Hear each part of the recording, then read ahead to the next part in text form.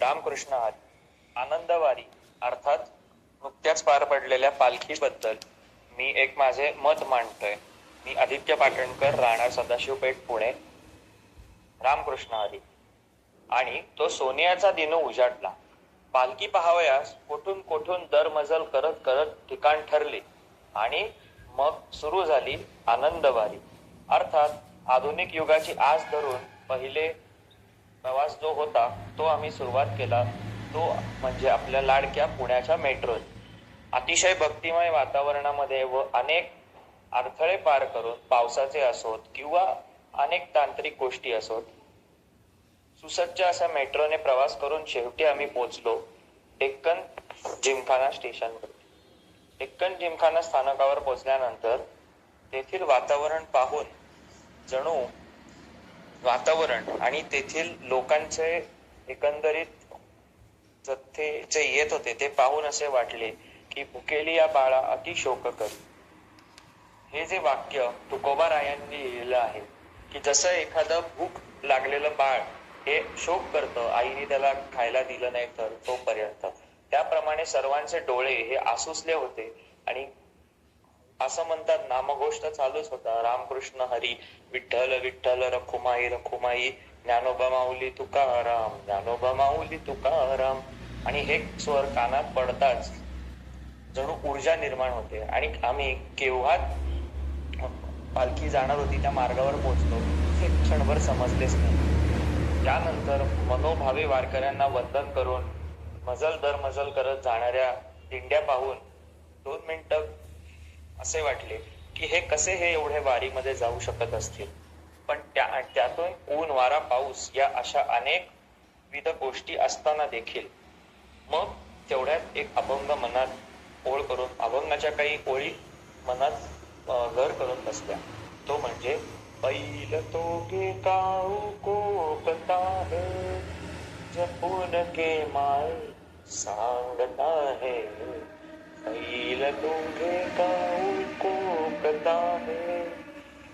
आणि मनात जैसे कावळा हा आपल्या घरामध्ये येऊन ओरडायला लागला की आपण म्हणतो की कावळा ओरडला म्हणजे पाहुणे येणार, त्याचप्रमाणे जणू पंढरीचा पांडुरंग विटेवरी उभा राहून करकटीवर हात ठेवून जणू या सगळ्या वैष्णवांच्या स्वागतासाठी उत्सुक झाला असेल असे क्षणभर मनात येऊन मग प्रत्येकाच्या डोक्यावरील असलेल्या, विशेष करून माऊलींच्या डोक्यावर, अनेक माऊली होत्या वारकऱ्यांमध्ये, त्यांच्या डोक्यावर असलेले तुळशी वृंदावन पाहून तर क्षणभर वृक्ष वल्ली आम्हा सोयरी वनचरी हा तुकोबारायांचा अभंग मनात घर करून बसला.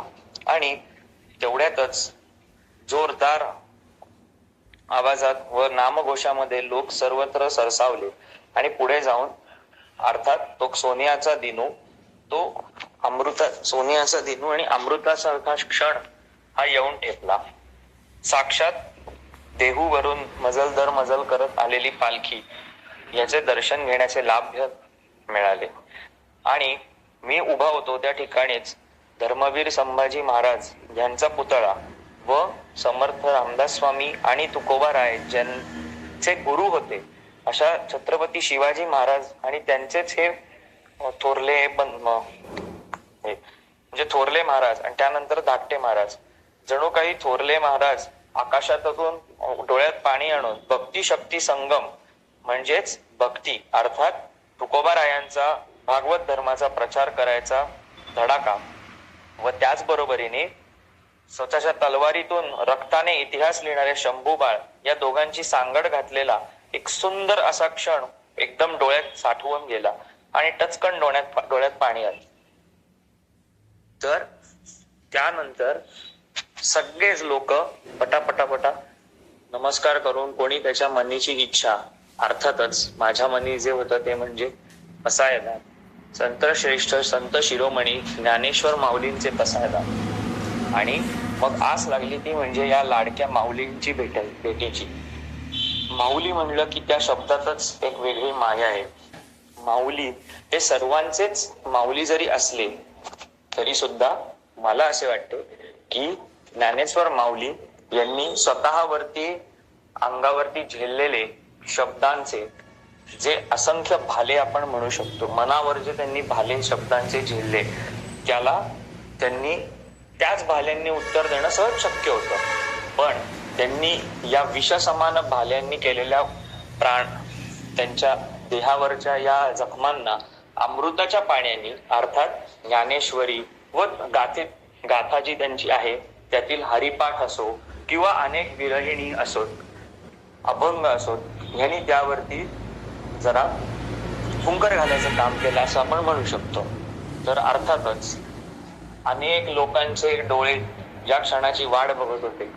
तो क्षण तेवढ्यात आला आणि अरे यारे ज्ञाना झाला सी पावन, तुझे तुझे ध्यान कळो आले, तुझा तुझा तुझी देव तुझा तुझी भाव.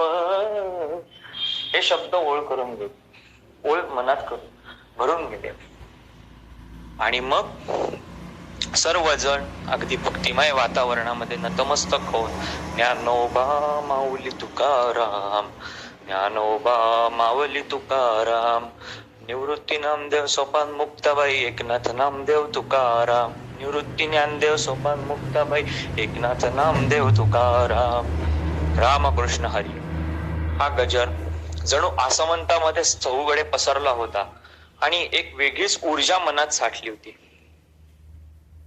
आपल्या लाडक्या विठुरायाच्या भेटीसाठी आसुसलेली नयने पाहून व वारकऱ्यांच्या मध्ये असलेला कमालीचा उत्साह आणि त्या लाडक्या विठुरायाची भेट घ्यायचा जी आस डोळ्यात होती ती पाहून दोन क्षण अगदी गहीवरून आले. आणि मग एकच ओळ ही मनात मी म्हणू राहिलो, ती म्हणजे आनंदाचे डोही आनंद तरंग, आनंदाची अंग आनंदाची अंग, आनंदाचे डोही आनंद तरंग. असं सगळं सुंदर असं दिवसाचं एका मी प्रयत्न केलेला आहे माझ्या शब्दात जे मांडता येईल असं.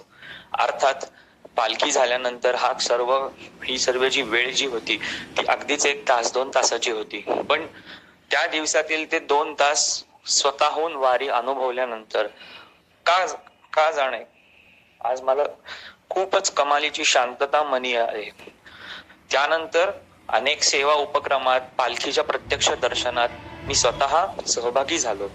त्यामुळे खरोखरच आनंदवारी व त्यानंतर सेवावारी आणि अर्थातच शेवटी माऊलींचा निरोप घेण्याची वेळ आली. आणि त्यावेळेला खरंच पुढच्या वर्षीच्या पालखीचे कसे नियोजन करता येईल व वारी चुकवायची नाही हे का म्हणतात याची प्रचिती आल्यासारखे वाटले. विठ्ठल विठ्ठल राम कृष्ण हरी. जय श्रीराम, जय हनुमान, जय श्री कृष्ण. धन्यवाद. जय हरी. तर अशा या वारीचे एक अतिशय सुंदर असे छोटेसे माझे मनोगत मी या ठिकाणी थांबवू इच्छितो. आणि माझं चॅनल नक्की शेअर करा, लाईक करा आणि सबस्क्राईब करा. धन्यवाद.